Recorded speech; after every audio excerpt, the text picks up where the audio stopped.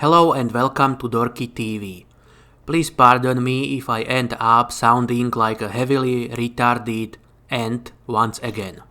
I am sure most of you know what an ant is.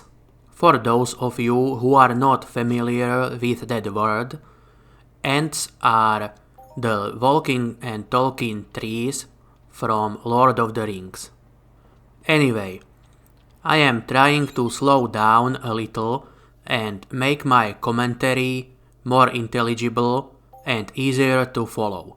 Although the first attempt in my Mount and Blade video ended up kinda weird.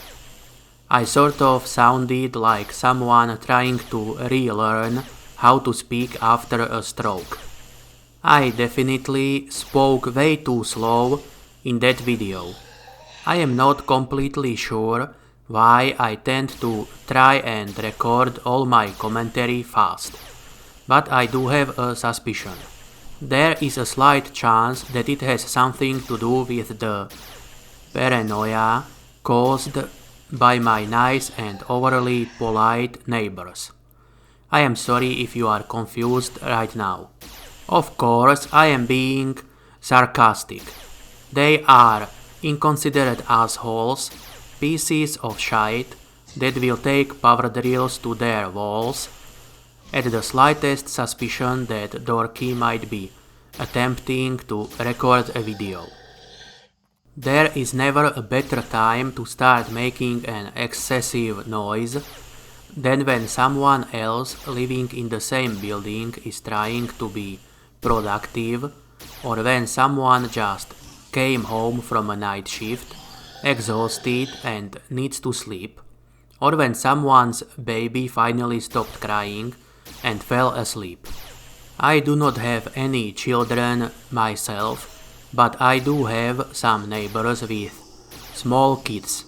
Maybe someday I will develop the ability to split off pieces of myself that will grow into little copies of Dorki, like some giant human-shaped bacteria. Anyway, back to the point. I imagine those neighbors with small kids are not all too happy either whenever some of the inconsiderate fucks start their construction bullshit. However, the other two cases I know from personal experience. I had worked night shifts in the past, and it was quite a lot of fun when some dickface kept drilling and hammering away the entire day, every day of the week, when I needed to get some sleep so that I would be able to get through the next 12-hour-long night shift. Anyway, that is enough bitching for today. Let's get to the Entropia Universe stuff now. This episode covers the week from Monday, April 20th, 2020 to Monday, April 27th, 2020. Unlike last week, this week I actually did some decent amount of skilling. And as the title of this episode suggests, I spent all my time in the forest chopping down trees to raise my total skill and level up my animal looter profession on the cheap. I did about 16 or 17 hours of cutting. Of course, a good chunk of that time was taken up by me running around looking for some wood to slay with my El Cheapo chainsaw from the portable trade terminal I have been lugging around for a few months now. I bought it in a shop at Medusa. I do not remember whose shop it was. My memory of the purchase is a bit faded after all this time, but I do remember that the price was a bit less than what I could buy it for at the auction. Those portable trade terminals and repair terminals are a great thing to have with you in the wilderness. They greatly cut back on the time wasted running back to a service center if you are on a skill pill or running some other timed buff. Which is exactly my case when I skill resource gathering these days. It seemed like the best use of my 10-hour 100% skilling pills. Most of my other skills go up way too slow, and woodcutting still skills fairly fast for me. It just seemed like a good idea to make use of those pills to get my animal looter up faster and even cheaper. For those of you who are not aware of this, resource gatherer and animal looter professions do have a fairly large crossover when it comes to contributing skills. There are like 5 or 6 skills that contribute to both professions. Some of them are fairly obscure skills you do not skill up from hunting, but they do skill up fairly nicely while chopping down trees.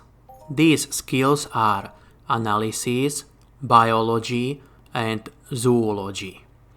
So this is a great way to raise the animal looter profession fairly quickly and cheaply, at least until those particular skill gains slow down too much for it to be worth the effort.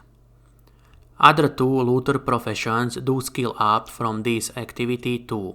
However, I mostly focus on animal looter, as most mobs I hunt when I hunt are animals rather than mutants or robots.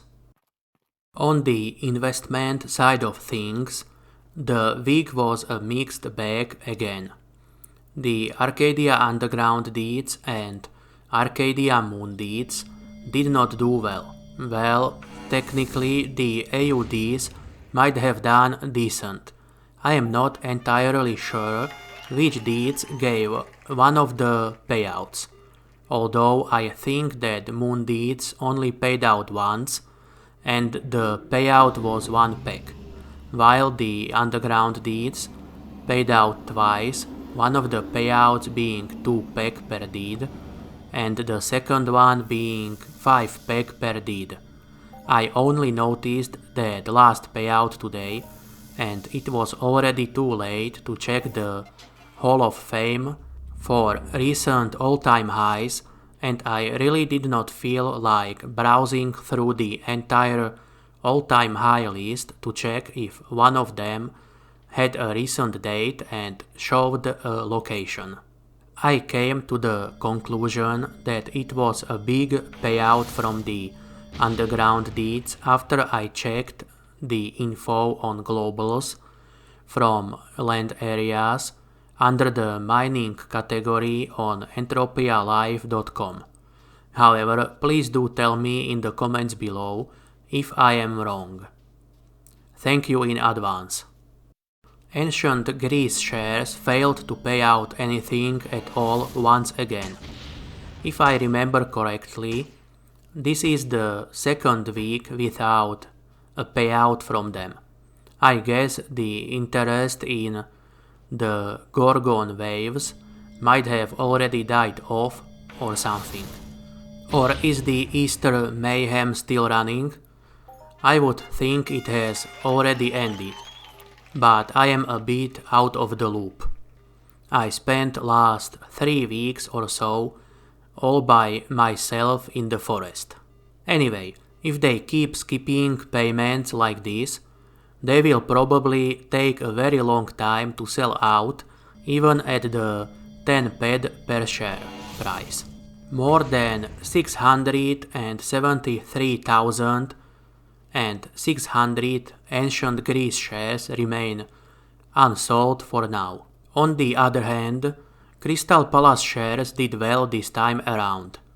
They paid out 3 peg per share, which is quite good even at the current price of 17 PED and 75 peg. This was the price of the cheapest stack of CP shares available for purchase today when I took the footage for this video.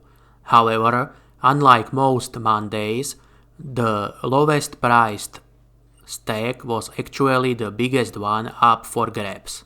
So 1000 out of the 1664 shares available were the cheapest ones. To conclude, I forgot to tell you that I almost, but just almost, made it to 339,000 total skill points. I should be able to get to at least 340,000 by the next Monday. That is, if I can force myself to log in and go on a rampage across the forest again and again and again, instead of doing something more fun, like watching paint dry, for example. Other than that, the deed payouts were confusing this week, at least as far as AUDs and AMDs are concerned. I still do not own any Calypso land deeds. Ancient Greece shares blew their entire paycheck on hookers, but at least the Crystal Palace shares paid out well. So thank you for watching. Let me know your thoughts about skilling Animal Looter through resource gathering, deed and share payouts, or anything else in the comments below. I wish you all great rest of the day and stay healthy. Please do not forget to hit that like button and subscribe to the channel. Thank you.